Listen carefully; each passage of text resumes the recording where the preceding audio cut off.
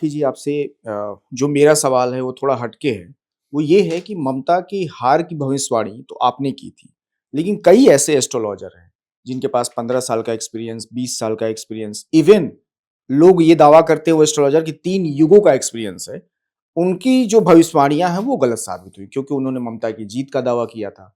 तो जब astrology science है, तो कैसे 2 एस्ट्रोलॉजर अलग-अलग भविष्यवाणी प्रेडिक्ट करते हैं या कैसे कहते हैं कि नहीं एक जीतेगी और एक हारेगी?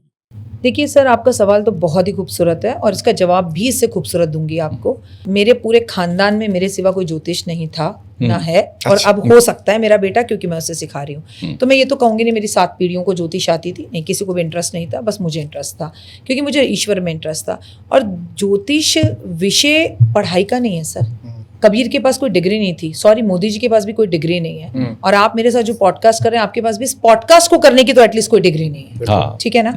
तो it is not a matter of degree, ये मैटर है अध्ययन का, ये मैटर है आपको हिम्मत करके बोलने का।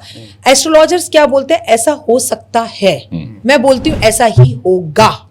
इसके लिए कई लोग मुझे ट्रोल भी करते हैं, ऐसे कैसे बोल सकती हैं? अरे भाई मुझे विश्वास है तब मैं बोलती हूँ। मैंने बोला T20 विराट कोहली जीतेंगे, मैंने शुरू होने से, टीम बिकने से, डेट्स आने से पहले ये बात बोल दी थी। तो मुझे पहली बात अपने पे विश्वास है, दूसरा अपने ज्ञान पे विश्वास है, दूसरा जैसे कोई बोल रहा है मैं कई पिछले लोगों को भी होकर आया हूँ, उनका कोई साधना हो सकती है, उनके पास कोई कंठ पिशाचनी हो सकती है, मेरे पास तो सिर्फ सर ज्योतिष है। मैं ग्रह की कुंडली को खोलती हूँ। रेखा गुप्ता जी जब रेखा गुप्ता बनने लगी, प्लीज आप मेरी बातों में मत आइएगा, मेरे पास प्रत्यक्ष प्रमाण है। जिस दिन रेखा गुप्ता जी का मुख्यमंत्री होने की शपथ ली गई है, उस दिन सुबह इंस्टाग्राम पर मैंने डाल दिया था कि आज दिल्ली की मुख्यमंत्री रेखा गुप्ता जी बनेंगी। सुबह ही डाल दिया था, 8 बजे, 8 भी नहीं 6 बजे, और वो शाम को बनी। लेकिन मैं, मेरे में और लोगों में बस इतना फर्क है सर, ना तो मेरे पास कोई सिद्धियां हैं, मैं तो बस माता की एक छोटी सी भक्त हूँ, और ज्योतिष का तो मुझे कुछ भी नहीं आता। अभी ज्योतिष मैं सीख रही हूँ, ज्योतिष सीखने में मुझे टाइम लगेगा। अब जैसे मैंने बोलते ज्योतिष का मुझे कुछ नहीं आता, इसकी भी वीडियोस कट जाएंगी और इसको भी आधा आधा दिखा देंगे। मुझे इन बातों से कोई फर्क नहीं पड़ता। मेरा मानना ये, मैं झूठी, मेरी डिग्री झूठी, लेकिन इसके बाद भी मेरी बात कही हुई अगर सही हो रही है तो उससे बड़ी कोई डिग्री नहीं हो सकती। पर मेरा सवाल था कि वो साइंस जो है जी। वो साइंस दूसरे लोग पढ़ क्यों नहीं पा रहे हैं जब सर, उनके पास 3 पीढ़ियों का एक्सपीरियंस है? सर देखिए, वो ना पीढ़ियों से चलते आ रहे हैं कि हमारे पिताजी कह रहे थे। मैंने आपसे कहा ना मेरे पास पीढ़ी का नहीं है, मैंने तो खेत खोदा है, उसमें बीज डाला है, उसमें मेहनत करी है, उसमें ट्रैक्टर चलाया, मैं तब कर रही हूँ। मेरे को किसी पीढ़ी से या मेरे रक्त से या खून से नहीं मिला, मेरी मेहनत से मिला है सर। मैं 3:30 बजे उठने वाली बंदी हूँ, उसमें भी लोगों को लगता है कि 3:30-4 बजे कोई रील बनाने कैसे। मैं गाड़ी में रील बनाने नहीं जाती, मैं कबूतरों को बाजरा, गाय को रोटी, कुत्ते को दूध, चींटियों को खाना, चाय बांटना, गुरुद्वारे। तो मुझे लगता है जब ईश्वर के आप बड़े करीब आ जाते हो ना, तो ईश्वर आपके कान में आके खुद ही चीज़ों को बोल देता है। ये डेली काम डेली करती है? एवरीडे। आप देख लीजिए, अगर पिछले, आज से नहीं 20 साल से, जितने टाइम का मेरा इंस्टाग्राम पेज है उससे ज़्यादा मेरे आसपास के लोगों को सुनिए। मैं सावन में चप्पल नहीं पहनती, पुरुषोत्तम मास में चप्पल नहीं पहनती, मैं कार्तिक में चप्पल नहीं पहनती, ज़मीन पर सोती हूँ, ब्रह्मचर्य का पालन करती हूँ, पूरे नियमों को फॉलो करती हूँ, एक टाइम का भोजन करती हूँ। आज से नहीं सर, 20 साल से। तो मुझे लगता है कि ये चीज़ें शायद आपको फिर बताती हैं। अब साइंस है, लेकिन अब मैं साइंस मान रही हूँ और साइंस से देख रही हूँ। मुझे नहीं पता मेरा ज्योतिष भाई दूसरा या मेरी कोई बहन वो किस उससे देख रही हैं। और जो लोग दूसरों की बुराई करते हैं ना सर, जिनमें घमंड होता है कि मैं ये हूँ, मैं, आप मेरी कोई भी रील उठाकर देख लीजिए सर, मैं कभी ये भी आके नहीं कहती मेरी बताई हुई भविष्यवाणी सही हुई।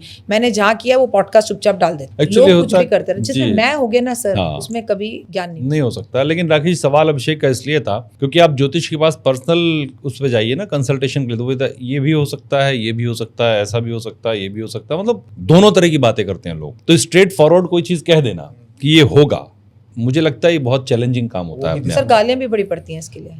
प्लीज आप धर्मेंद्र जी ये भी समझिए, इतनी गालियां पड़ती हैं कि आपको मैं बता नहीं सकती हूँ, बट आपको ना अपने पथ पर सीधे चले जाना है, क्योंकि तरक्की के रास्ते में बदनामी ना हुई तो तरक्की बुरा मान जाएगी। अब बंगाल तो हो गया, अगले साल यूपी का चुनाव है, आपको पता ही है। तो योगी आदित्यनाथ जी कुंडली क्या कह रही है? देखिए, मैं आपसे बिल्कुल भी हवा हवाइयों में बात नहीं करूंगी। मैंने बिल्कुल योगी आदित्यनाथ जी की कुंडली नहीं देखी है। अच्छा। और मैंने कोई अभी तक इस पर स्टडी नहीं करी है ना। मैंने, मुझे पहले योगी आदित्यनाथ जी की देखनी पड़ेगी, फिर यूपी की कुंडली देखनी पड़ेगी, फिर देश की देखनी पड़ेगी, फिर देश की स्थितियां, मंगल की महादशा देश की चल रही है, फिर नरेंद्र मोदी जी की भी देखनी होगी। इलेक्शन मतलब इस मोदी जी। अच्छा। ठीक है, तो अभी उसके बारे में इतना जल्दी से बोलना थोड़ा मुश्किल है। लेकिन एक बात मैं बता दूं कि अभी बीजेपी का प्रचंड जो है ना, अभी झंडा काफी आगे तक लहराएगा और लहराता ही रहेगा। अभी थोड़ा मुश्किल है बीजेपी को हिलाना। अच्छा।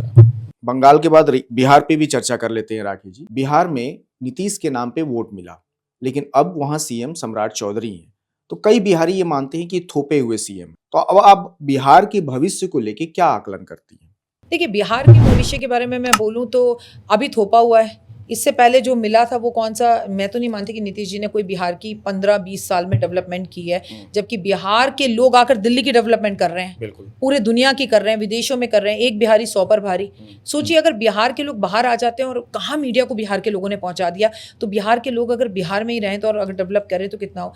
थोपा हुआ अलग बात होती है, ऐसे तो आप सर दिल्ली के लिए भी कह सकते हैं कि रेखा गुप्ता जी थोपी हुई हैं।